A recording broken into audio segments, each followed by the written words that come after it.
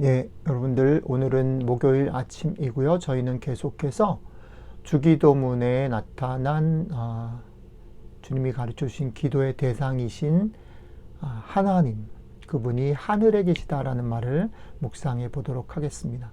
우리는 이번 주 내내 시편 99편을 본문으로 하늘에 계신 하나님에 대해서 계속 묵상해 왔습니다.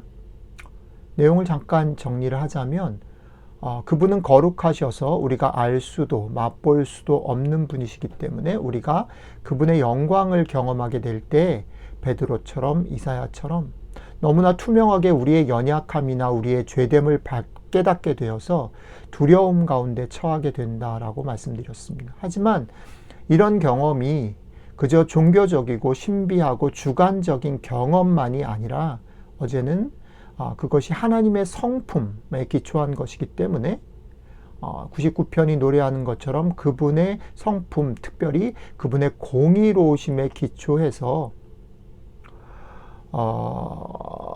우리는 그분을 경배하고 그분과 함께 기도하며 그분을 따라야 한다라는 것입니다. 우리의 삶의 기준이 되는 것, 그게 뭐냐면 그분의 성품, 그분의 공의로우심이 돼야 한다라는 거죠. 그분의 성품, 그분의 공의로우심을 따라서 살기를 애쓴다라고 말할 때 제가 어저께 마지막 부분에 그런 말씀을 드렸습니다. 그 기준을 따라 사는 것은 어쩌면 우리가 사는 세상 속에서 세상을 거스르는 일이다.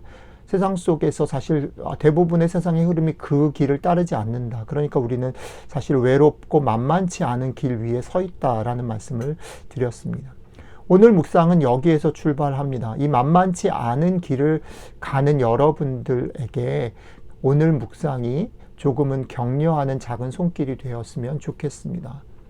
99편 세 번째 연을 그러면 좀 읽어보고 오늘 얘기를 시작해 보겠습니다. 시편 99편 6절로 9절 말씀입니다. 제가 읽겠습니다.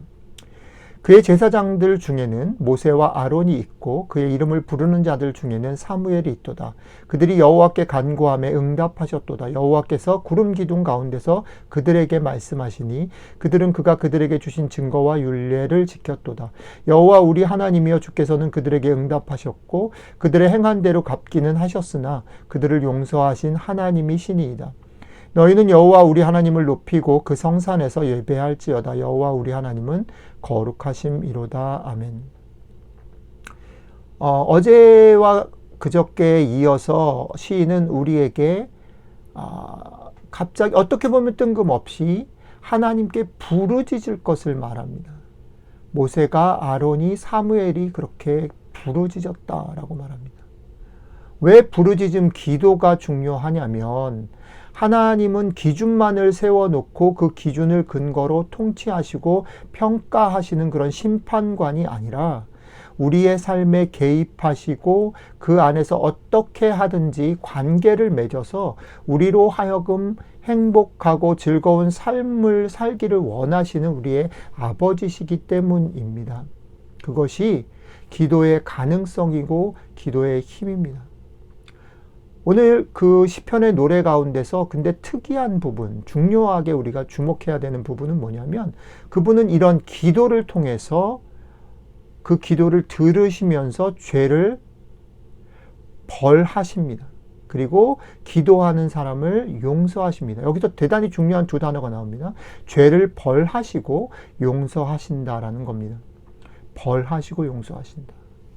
그분이 기도를 들으시고 죄를 벌하십니다. 그리고 용서하십니다. 그냥 무조건 아닌 것으로 용서하시는 것이 아니라 자기 편이기 때문에 죄를 알면서도 꿀꺽 눈 감아주는 것이 아니라 여러분들과 제가 삶 가운데 기울어져 있었던 것, 게을렀던 것, 숨길 수 있고 결과만 좋으면 돼라고 세상이 우리에게 속삭이는 그런 것들이 아니라 죄를 벌하시고 용서하신다라고 말하는 겁니다. 그렇기 때문에 기도 가운데는 고백이 있어야 되고 대가를 지불하는 것이 있어야 합니다.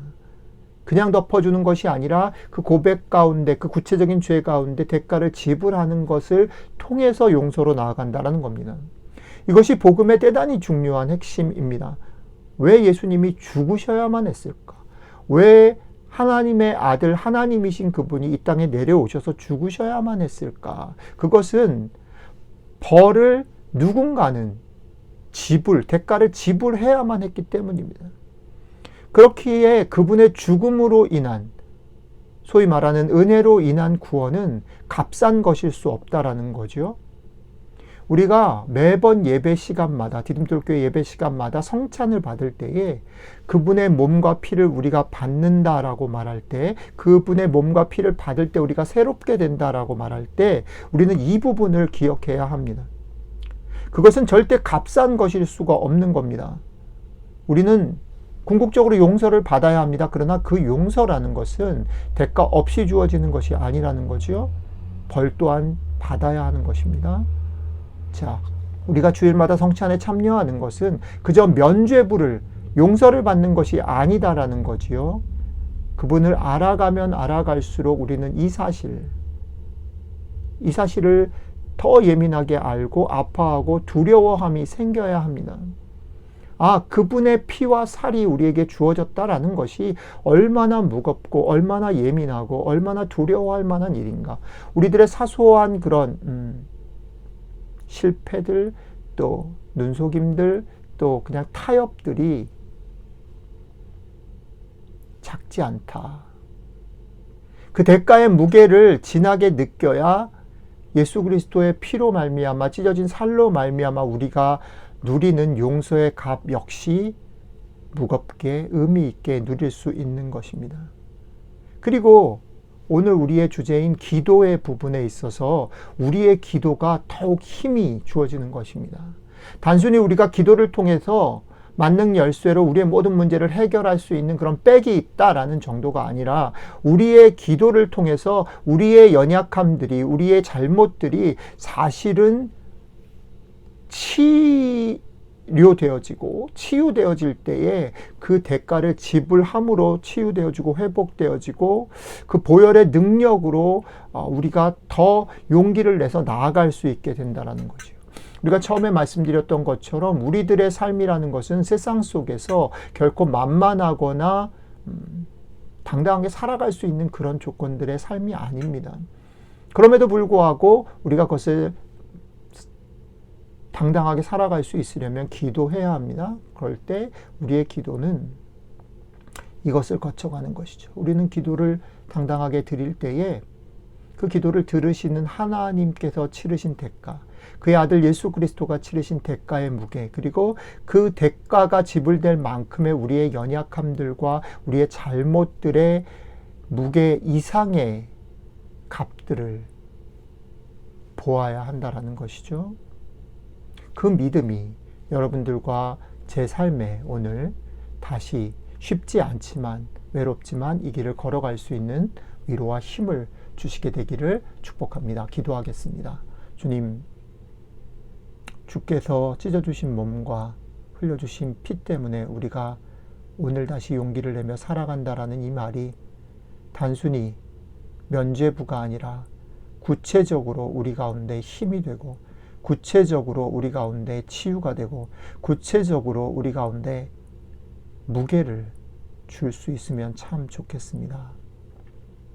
우리가 우리의 잘못과 게으름과 우리의 연약함들을 피해가지 않고 구체적으로 고백하고 그 고백 위에 주께서 대가를 치르신 그 보혈의 능력들을 경험함으로 오늘 하루 정말로 이 땅 가운데 당당하게 주의 가치를, 하나님의 가치를 가지고 살아가는 저희들 될 수 있게 도와주십시오. 감사드리며 우리 주 예수 그리스도의 이름으로 기도드렸습니다. 아멘.